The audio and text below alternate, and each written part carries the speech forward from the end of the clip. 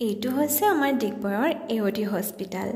লগৰ এটাক ডক্টৰ দেখুৱাৰ কাৰণে আজি হস্পিটালত আহিছিলোঁ।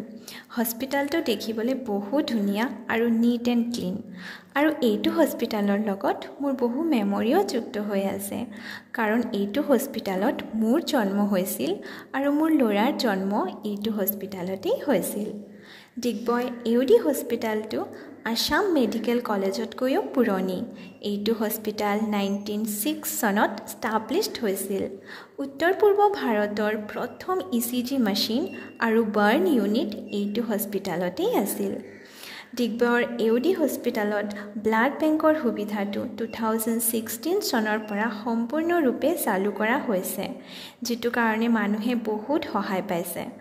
মেডিচিন, চাৰ্জাৰী, অৰ্থপেডিক্স, গাইনকলজি, পেডিয়াট্ৰিক্স, চকু, ENT, ৰেডিঅ'লজি, পেথলজি আদি বিভিন্ন চিকিৎসা বিভাগৰ সুবিধা এইটো হস্পিটালত আছে।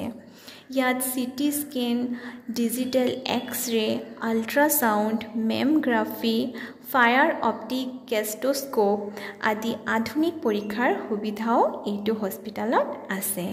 ইয়াত কেৱল IOCL কৰ্মচাৰীৰ বাবেই নহয়, সাধাৰণ মানুহৰ বাবেও চিকিৎসা সেৱা প্ৰদান কৰা হয়।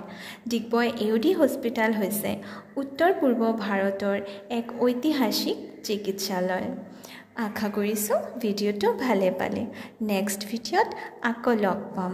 বাই।